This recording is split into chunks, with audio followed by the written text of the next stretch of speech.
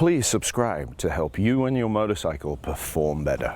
The other thing that you know you're in trouble with is your swing arm pivot to rear axle's almost at the same level, right? Oh. So just looking at that, you know that rear shock is too short. My name is Dave Moss. I tune approximately 3,500 bikes per year. This is Two Clicks Out. Now steal the microphone master. All right, so GSXR front end, Gen 1 frame. Here's a preview. ZX10 shock. And a super short wheelbase. Yeah, wow. When I first got it and I took it to button willow, it was super low. But, right. What is it, the suspension guys over there? Catalyst? Yeah, they raised it up a little bit, but... Okay. To me, it feels like it's still pretty low because on, what is it, on this side? You're catching? Yeah, scratching, scraping the bodywork. So one of the things there is on SV650.com, they tell you which shocks are shorter and longer. So I didn't use that shock, I used 99 GSXR 750 shock. Oh, okay. Which is longer. Okay.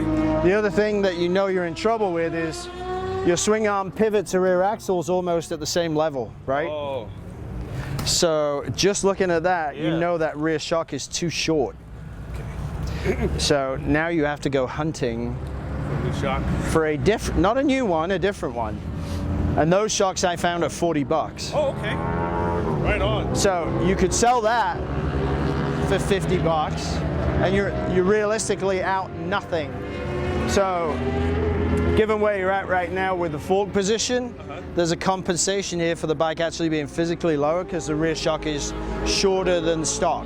Oh, okay. So what we got to do there is make sure the sag numbers are tighter, right, to try and get the rear axle down more.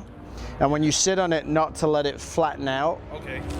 And then in terms of the front, make sure that your turn-in position, the front's not too high, that the bike requires bar pressure through all the corners after the setup. So take a seat. You just did it last time. It's been away from the track for 2 years. I rebuilt the top end on it. I think I'm a little heavier. The rear end feels like it's washing out a little bit.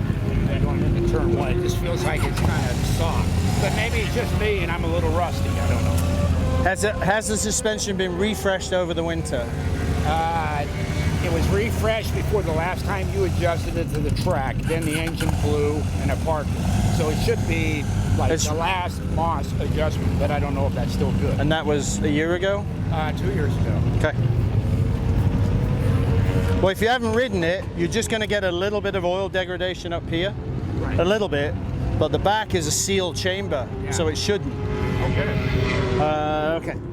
The head shake or the... Head shake. Pretty much right away, boom.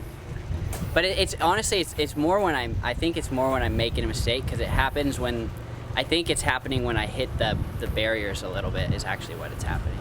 On the curb? Yeah, you know there's certain turns where there's like a little mound? Yeah. That's where it's happening. Okay, so then, that's pretty quick, but we have no adjustment. Okay. So if I hit it and impact it, it's supposed to go down, come up and stop. Yeah. Watch. Oh yeah, there we go. There's your head shake. Yeah. So if you can stay off the impact, right, by changing your line, that will stop the head shake. That's what my dad said. So the other part of that is that fork oil shot and needs to be replaced. So fresh oil in the forks will also get rid of the head shake. Nice. If you are going to continue to ride this, it needs a fork oil change soon. Yeah. Like yesterday. Catch the full video at DaveMossTuning.com. Dave Moss can tune your suspension no matter where you are on the planet via his remote tuning service. Contact Dave on Facebook or by email, dave@DaveMossTuning.com.